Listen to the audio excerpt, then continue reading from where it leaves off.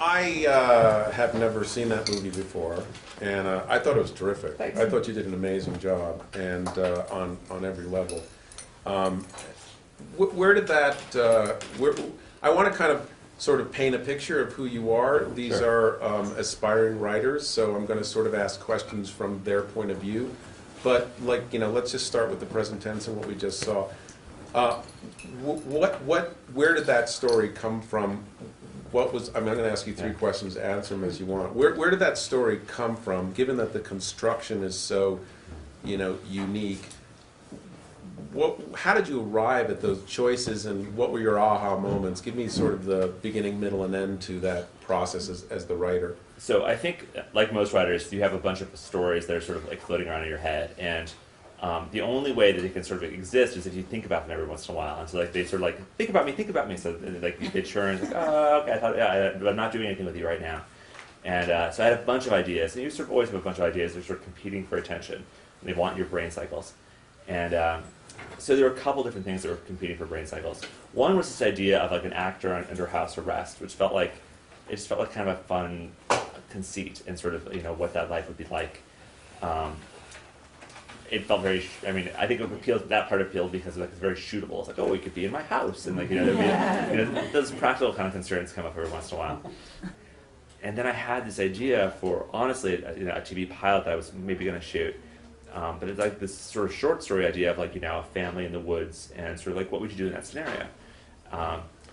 And so all these things were sort of competing in my head, and then eventually I think they just teamed up. It's like, well, what if we got together? We could make John think about us more.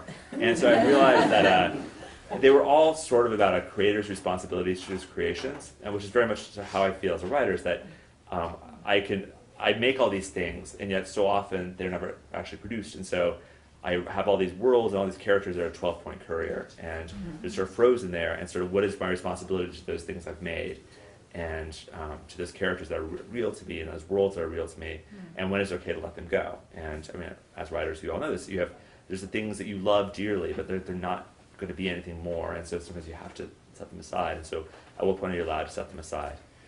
So other little things like, I had played way too much World of Warcraft and that kind of stuff, that all fed into it, but it was really those three separate stories.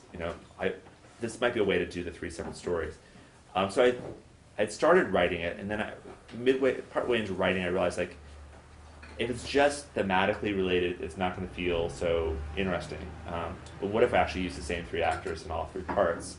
What if I use Melissa, who's a good friend, who was in Go, my first movie, and I did a short film with her, and she's been in everything I could possibly get her into. And so what if I wrote for Melissa, and it was really Melissa, and what if I used the character of this other?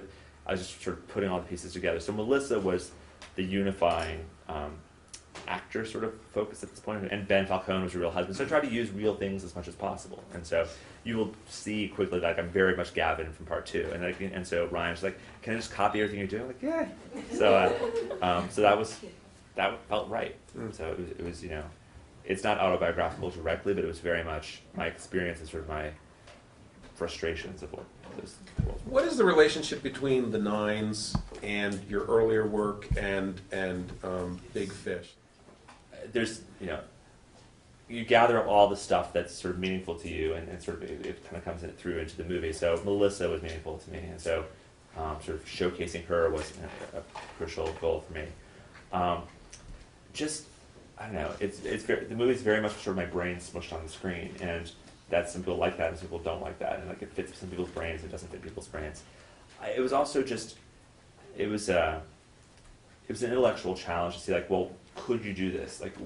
Could you accept a movie where it wasn't linearly, it wasn't just non-linear, but it was stacked on top of each other, and there were things that rhymed through it, and so it wasn't from start to bottom. It was going vertically through it. There were sort of slices happening, and I was just kind of curious. It seems like all your movies, at least those three, are puzzles. Mm-hmm. Are you where did you arrive at that kind of approach to storytelling and structure? Did you play puzzles? Was your father a nuclear physicist? Where did that kind of there's approach to reality come from? There's simple things. There's my father was an engineer, so I did have that sort of some of that background. But it's like all of us, I was a very big reader, and you read like a whole series of books, and you try to find themes and threads that run through them. That are like, well, that's this way because that's this way.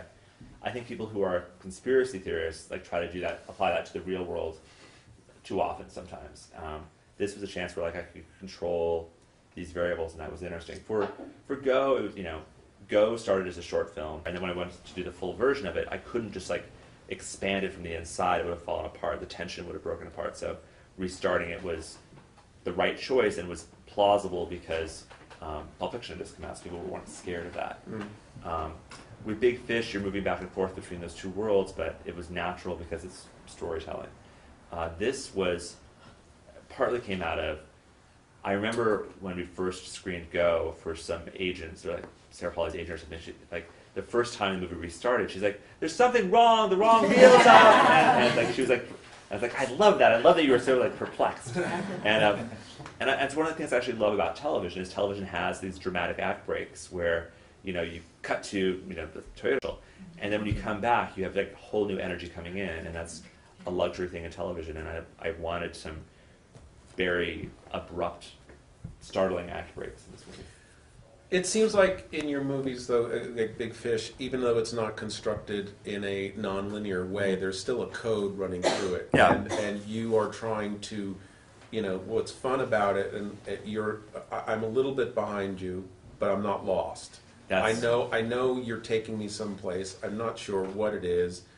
For instance, when you, in Big Fish, when he goes through the woods and gets to that place, you feel like you understand it as a literal place, but you also understand it as a metaphorical place. And it seems like you're lining up all these things to bring me to, you're taking me on this journey. Yeah.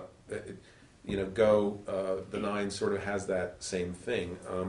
So can you talk about sort of the process of, I would think the thing about sort of writing in a code is you have to kind of linearly put it down and then you have to scramble it, or how does that process work? How do you how does it organically materialize in terms of structure?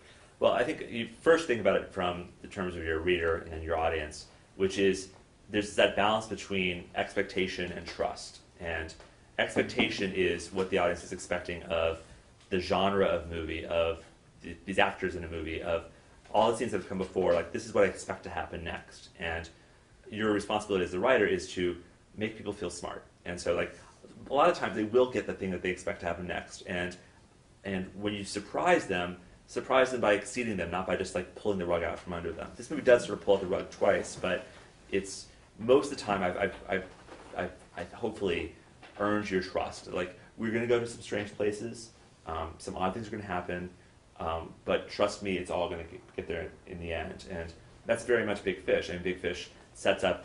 Big Fish is structured like a joke. It's structured like a very long joke that ends in tears. But it's structured like it's all set up to a joke. Is that how you got the job? Yeah. I mean, by pitching that? I pitched Big Fish as, like, because they read the books, like, we don't know what this is. And like they said, like, just boil it down to a sentence. And so, like, well, it's funny, and then it's funny, and then it's funny, and then it's funny, and then you're laughing through tears, and then it's over. And they're like, oh, okay. And so they bought that. So with this, so that relationship between trust and expectation is crucial. I don't sort of like this is the real story, and then I'm going to scramble it all up.